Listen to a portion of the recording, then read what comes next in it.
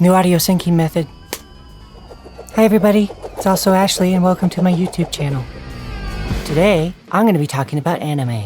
Where does it come from? What is it? I'm just kidding. I'm going to be talking about anime that I'm really passionate about. And yes, these will be in my hands the entire time because they are the ultimate fidget spinner. So today's video is actually brought to you by all of you, because this is a fan-suggested video, and I kind of love the fact that almost all of my YouTube videos so far have been based off of fan suggestions. I'm really enjoying myself, so hopefully this just keeps up. So thank you for liking, subscribing, and sharing. I feel like I'm pretty spoiled today because I basically just get to talk passionately about stuff I like and share that with you, which, to be honest, is kind of the entire breadth of my content. Ashley loves this, so enjoy her doing it, or enjoy her wearing it, or enjoy her doing it. Huh, this just went through my armrest. Whoops. But yeah, I'm excited. I'm basically going to make a top 10 list of some of my favorite animes, followed by runner-ups, and then some oldies but goodies. And along the way, we'll just kind of talk about what's coming out this year that's going to make it an Anime Ashley Summer extravaganza. No, an amazing Anime Ashley Summer. I can do better than that. Absolutely amazing Anime Ashley Summer. That works. Also, if I'm brave enough through this video, maybe I'll jump on the DJ board and just mix some of the music that I've been enjoying from these shows. Who knows? We'll see. Keep in mind the numbers don't mean like a rating. They're all amazing and really fun. It's more just a numbered list for YouTube's algorithm. Just very quickly before we start as well, I listen with subtitles. I never listen to dubs.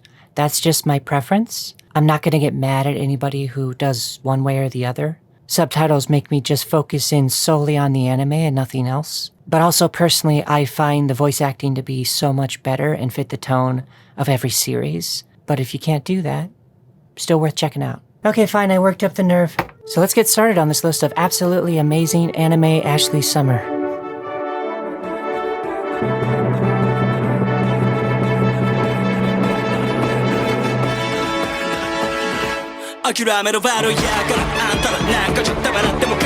Okay, so number 1, Dandadan. This is one of my new favorites. It's got very popular. I feel like this anime really blew up, and for good reason. It's really fun.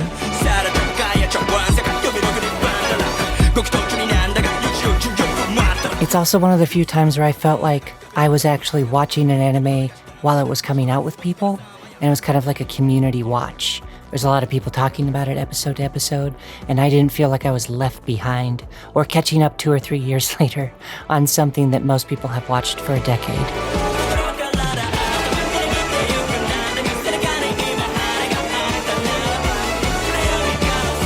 The basic premise follows Okarun and Momo. Okarun is obsessed with aliens. Momo has a grandmother that is spiritual and supernatural. And in the first episode, they basically challenge each other to separate dares, which ends up making Momo unleash her spiritual supernatural powers, and Okarun to be possessed and cursed by a ghost. It involves aliens, spirits, a lot of romance, lots of action, amazing animation, really fun music. It's very vibrant and colorful, including the characters. It's very high energy and fun. The list goes on, but it's just a really fun series that I really had a good time with last year. And it's also fun because at the end of the day, it's more of like a teen romance drama disguised as an action, alien, ghost-busting show. Most of you probably know this show because of how many cosplays and dances were associated with it. I have not cosplayed any of these characters. I'm thinking of doing Grandma. But it's also incredibly rare for me to cosplay any character under a certain age. So that's kind of my whole thing. It is very poppy, so kind of be aware of that. It's not the best thing that's ever been made. I just know it's incredibly fun and I had a really good time. And of course, in fitting with it being absolutely amazing Ashley Anime Summer, Dandadan Evil Eye drops on June 6th, which means it'll probably actually be in theaters when you see this video. So I don't have to wait for anything. Number 2, Kaiju No. 8. I just finished this like 3 days ago. It's only one season, but super, super fun. It's similar in ways to Pacific Rim, but Pacific Rim's also very similar in ways to a lot of anime. And I don't have a huge knowledge in all the kaiju lore, but I felt like this was a really fun way to jump into it. Especially that opening title sequence for season 1. It's wonderful.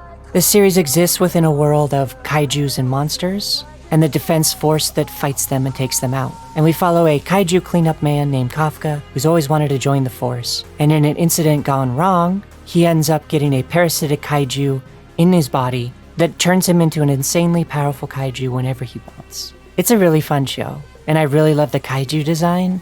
I think some folks might be a little turned off by the humor in this series. Every once in a while it gets a bit ridiculous, but it's kind of a commonplace in anime, I think, from what I've seen. You can tell a very serious story and then get a little goofy with the comedy, and I personally like that, because I think that one informs the other pretty well. This series really stands out for me in character dynamics and interactions, and it's really incredible when characters aren't just defined by like base traits, and each one of them feels a little bit deeper. Basically, every character you get to know, you just kind of start to like, and not know who's going to make it and who isn't. I just had a really good time getting to know that world. So far, Season 1 is already out, but guess what? It's absolutely amazing Ashley Anime Summer. July 19th, 2025, Season 2 drops, which means I've only got to wait a month, and I get more of this, so join me. Number 3, Solo Leveling. I did not think I was going to like this anime, and I ended up really falling in love with it. It's got undertones of D&D, video games, Baldur's Gate 3 in there, brooding protagonists, magic. It's basically just a big nerdy mesh of a bunch of stuff I like. I will say, stick with it, dive in just a little bit. It really starts to get good around episode 3. It is a bit slow at first, but it's necessary to set up everything else. Then it kind of just skyrockets and you have a really good time. It's about a world where magical portals started opening up about a decade ago, and now these beasts come through. Certain folks are endowed with magical abilities that they have to use to counter the world within the portals, which are basically like dungeons from like D&D.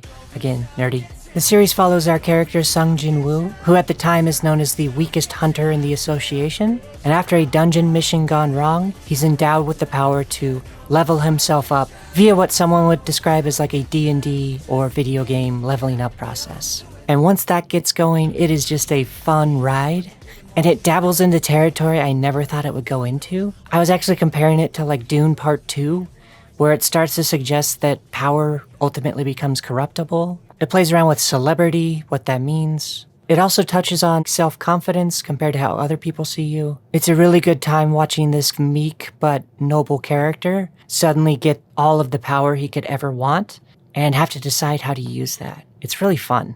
I'm going to say it's really fun for a lot of these. That's the whole point. It really just struck a nerve for me as someone who really enjoys D&D, watching that translated in this way and kind of used in this way. I feel like the series was based off of the idea of someone being like, what would happen if you had the ability to level up in real life? And then they backtracked and built the story world to make that idea happen. I would definitely recommend it, but unfortunately, it does not hit absolutely amazing Ashley Anime Summer because this got so much more popular than they were expecting. They put Season 3 on hold, so we're probably not getting it until 2028. So this is one of the few animes I'm talking about where we all have to wait. Still incredible though, go check it out. Number 4, Mashle, Muscles and Magic. This was such an amazing find for me. It's also what I recommend to folks who feel really weird about supporting anything Harry Potter based because of JK. Stop watching Harry Potter, just go watch this instead. It's just a parody of Harry Potter, but done in the most incredible way. Mash Burn Dead, or as everyone calls him Mushroom Head, is a character who is born without magic. And in this world, normally those folks are not allowed to exist. And in order to survive in this magical world, he exercises and becomes one of the most powerful beings just by being like a blockhead gym guy. It's fantastic. It's kind of like, what would Harry Potter be like if Harry Potter didn't have magic? And he solved every dilemma physically, usually by punching it. And the answer to whether or not that's amazing is yes, it is amazing. It's spectacular and I love it. And it never gets boring, even though it feels like it should. How many times can he punch someone, knock him out? How many times can he break a wand? But they always present a new problem, and he always finds a very funny, clever, physical way to overcome it. I would consider this to probably be the funniest anime on my list, and with good reason. I cackle wildly when I watch this show, multiple times. You know, watching some uppity guy get punched in the face is really satisfying. There's actually not a lot I want to say about this series because I'd rather you just go watch it. That's that enjoyable for me. And the good news is, according to rumors, sometime in 2025, Season 3 is supposed to drop, so we'll probably hear about that soon. Number 5, Chainsaw Man. I think you all know that I love this one. That's right, Pochita, I'm going to talk about you. Anyway, yes, I love Chainsaw Man. I don't know if it's popularity that's made people be like, oh, it's not as good as it is, but I love it. How can I not enjoy something that's poking at capitalism and just talking about how awful it is? And also has this cute little dog. And also has a man with chainsaw arms and legs. I will say, I was one of those people that when I saw the manga for the first time, I was like, well, this is just absurd now, isn't it? That seems so silly and so stupid. And I was so wrong. It is a really good time. And Denji actually ended up becoming one of my favorite anime characters to watch and follow. His entire motivation, basically being sex, is spectacular and such a fun new thing to explore. His relationship with power is just so fascinating. Let me go back, I'm getting too excited. Chainsaw Man exists within a world of horrible capitalism, where most young people have to act as demon hunters to exorcise demons to make money and just to get bread on the table, or bread and jam on the table. I really love the idea that there's a demon for everything, and depending on the fear level of that thing, the demon has more or less power. It's such a fun concept, and I love how it's incorporated into all the themes within the show. And within that story, we follow Denji, who has befriended Pochita, the demon representing a chainsaw. And in the very first episode, Denji is destroyed, and Pochita replaces his heart, and he becomes basically the vessel for the chainsaw demon. It's awesome. This is another series I don't really want to talk about much and just have you go watch. It is absurd and ridiculous, but that is what makes it wonderful. And I feel like screenwriters could really learn a lot from Denji and Power's character. They're done in a way that isn't annoying and actually makes you root for them because they are likable, despite kind of being shitbags. There's just a ton of really fun spiraling ideas coming together in this series that works really well. So I just highly recommend it. And you can check it out now because you have a little time until October when the next Chainsaw Man movie comes up, which is a follow-up to Season 1. So, 2025, it's amazing for me. Hooray, finally! Number 6, Spy Family. This whole video was really just so I could justify how often I dress up as Yor Forger for cosplay. This is probably my favorite anime out of everything I've watched. And a lot of that just has to boil down to tone. James Bond era kind of stuff with spies and espionage. East Berlin, West Berlin, that whole feel. But all of that doesn't really overtake the dynamics of the story itself. That's just kind of a background that lets the characters play amongst each other. The concept of the show is basically that Lloyd has to fake a family so that he can get closer to a higher up in his enemy's government.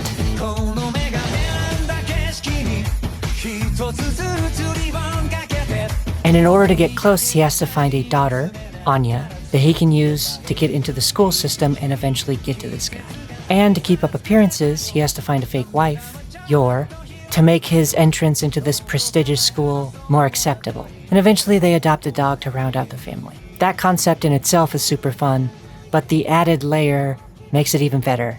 Lloyd is pretending to be a husband, doctor, father, but he's actually a spy. Turns out Anya can read minds, and she has to keep that from the family. And it turns out that Yor is a deadly assassin, and she can't let anybody know. And to top it all off, their lovely dog can see the future.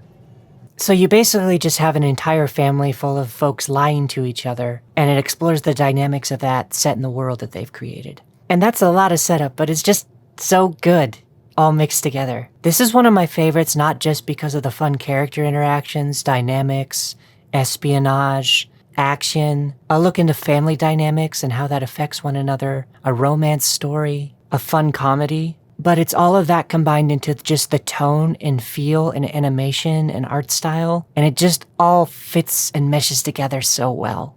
And for me, it almost feels like getting into a blanket fort in which this world exists and getting cozy and warm within it, and just existing there.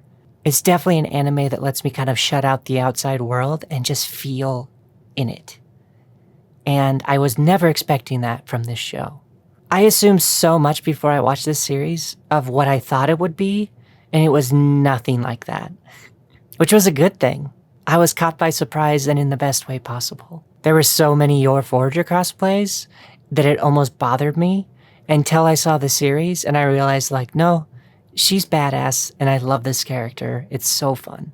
This is definitely my big recommend. Spy Family Code White came out, which I definitely saw in theaters several times. I would definitely recommend watching the rest of the series before watching that, but if you're not sure, give that movie a shot. It's a blast. And because it's absolutely amazing Ashley anime summer, of course, Season 3 of Spy Family is supposed to come out before the end of the year.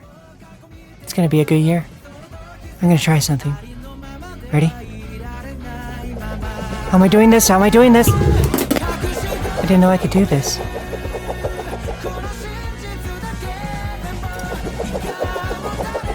Huh. Okay, that's enough of that. Moving on. Number 7 is just going to be my runner-ups, which is just a couple animes I think you should check out. And I won't go into much detail. Ice Guy and his cool female colleague. It's pretty self-descriptive. It's just really cute. A fun little romance anime. Just some cute little visuals. And a fun play on like day-to-day stuff mixed in with a little bit of fantasy. Yuri on Ice. I really didn't think I was going to like this one, but it surprised me. It's just a unique way to use anime to tell a different kind of story. It's not what you would typically think of when you think of anime, but I like the simplicity of the story, the romance elements going on, just a lot of the human side of stuff. No, Pochita, you gotta stay. Stay right there. Mr. Villain's Day Off is just super goofy. Just follows a villain's day off from his evil job. It's got like hints of Power Rangers in there in a fun way. And our main character has this obsession with pandas that is never not funny. All right, we're almost done. Last 3, and then I'll let y'all go to go watch these, hopefully. This is known as my oldies but goodies category. Not very recent, and also not really a part of absolutely amazing Ashley anime summer, but some good ones to check out that I was surprised by. Number 8, Life Lessons with Uramichi Oniisan. I hope you've seen clips of this series online. It's usually the English and non-dubbed versions, but those little clips definitely give you a sense of it. The capitalistic drag down, the existential crisis. It's got a lot going on for it that is goofy and fun. Basically just follows a kid's show host who has some issues going on, and how he handles that is done very darkly and very funnily. Funnily, yeah, that's the word. Number 9, One Punch Man. I put off watching that for a long time, and I don't even know why. It was just always on my soon-to-watch list, and I never did it. But I'm glad that I finally did watch it. It's definitely worth a watch. There's kind of an underlying theme in a lot of these. It's like existential crisis. What's going on with me? But I think those themes are just handled in an interesting way in anime that wouldn't be handled the same way over here, I guess. But yeah, One Punch Man is just about a bald-headed guy who defeats every enemy with one punch. And it's a fun examination of how boring that is for him. There's probably a reason this anime is recommended so much by people. It's worth a watch. And finally, number 10, XXXholic. It's not what you think, but the X is in the title. This is another series that I really love just based around tone, the art, the unique design of the characters and the way they're played within the world. It stands out for its animation and character design in a unique way. It follows Watanuke, who's plagued by seeing spirits. And he runs into this absolutely amazing character, Yuko, who's basically just like an alcoholic witch who promises to help him out in his problems if he basically becomes her assistant. Again, a lot of this is tone for me, but there's just something about this one that really stuck with me, and it's why it's up there on my list. It also might be an anime that not a lot of folks have seen, so it's kind of fun to recommend something like that. It's got tones of Miyazaki in it, especially with the spirituality angles. And it has this pace that doesn't feel breakneck like a lot of animes do, and it just kind of lingers and lets you exist in the world. It's that thing again of joining the world and feeling like you're a part of it as you watch it. And I love that. I'm just going to do one final shout out and then I'll wrap this video. I'm pretty excited for Night of the Living Cat. It looks ridiculous, and also Takashi Miike is an executive producer, so it's just a lot going on that I want to see. It seems to be almost like a zombie film, but with cats, and if you cuddle a cat, you turn into a cat. And that comes out in July of this year. Alright, so that's the end. Hope you enjoyed my little list. Do you agree? Do things need to be removed? Do things need to be added? Please let me know, because I do want to watch more anime this year. It's going to be a crazy year, right, Pochita? Thank you all for watching and letting me talk so much. If you enjoyed this video, please like and subscribe and do all the internet stuff. I really appreciate it. Pochita wanted to say something. That means be hot, resist fascism? Okay, bye. Do you think I could do it again, Pochita? Yeah? Okay. Life is a highway. I wanna ride it all night. Never put anything like this in my hands ever again for a video. I'll get distracted.